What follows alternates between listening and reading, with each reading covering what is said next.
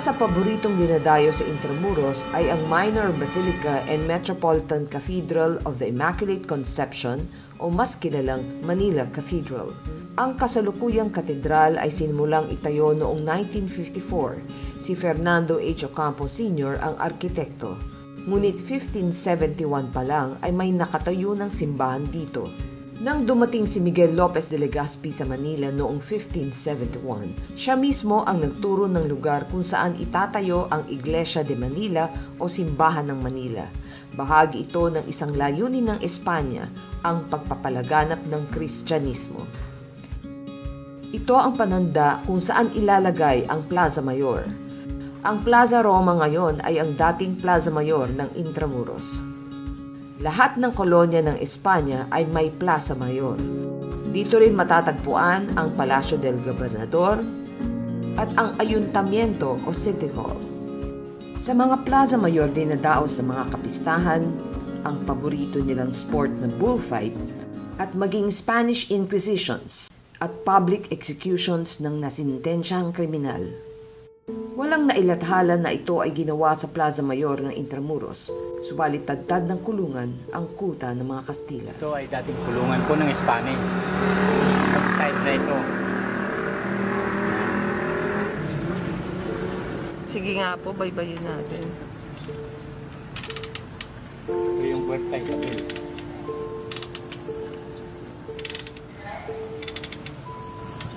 Ang pinukulong.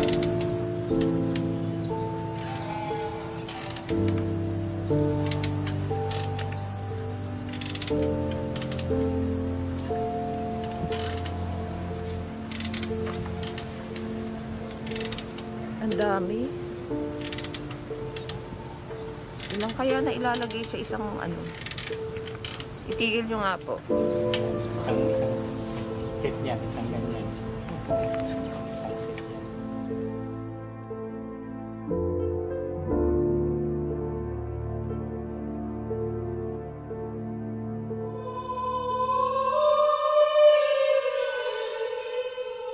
Ang unang obispo ng Iglesia de Manila at naging unang arsobispo ay ang 67 gulang na si Fraile Domingo de Salazar.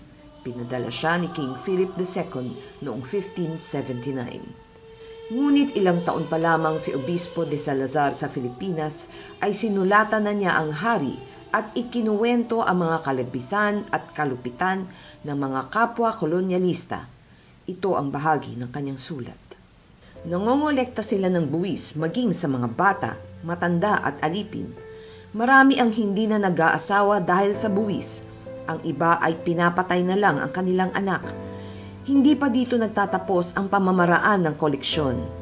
Kapag hindi na ibigay ng katutubong pinuno ang dami ng ginto na gusto nila o hindi maibigay ang dami ng alipin na nais nila, ang pinuno ay pinapako sa krus o nilalagay ang ulo at mga kamay sa pikota.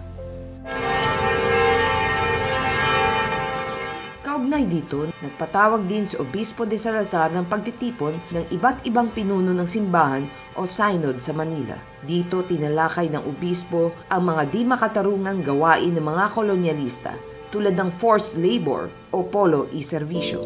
Tinalakay din ang pangangamkam ng lupa ng mga katutubo. Nais ipahiwatig ni de Salazar na ang sistemang enkomienda ay nagiging daan upang makuha ang mga lupa ng katutubo.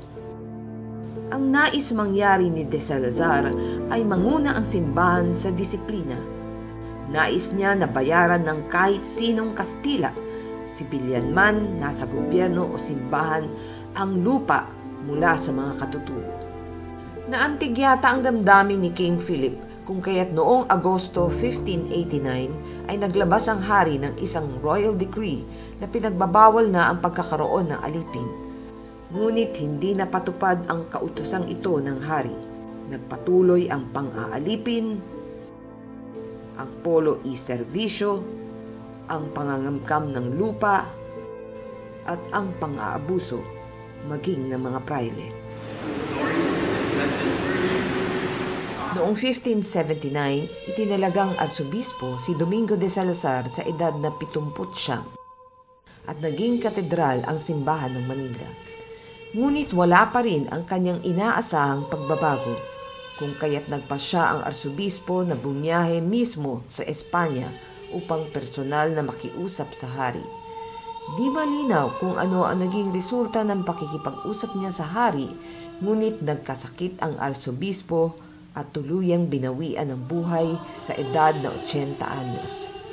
Di man siya nakabalik sa kanyang minamahal na mga deboto sa simbahang Katoliko, naipunla ni Arsobispo Domingo de Salazar ang tunay na kahulugan ng Kristyanismo at mula sa kanyang halimbawa umusbong ang mga tulad nila Padre Gomez, Burgos at Zamora.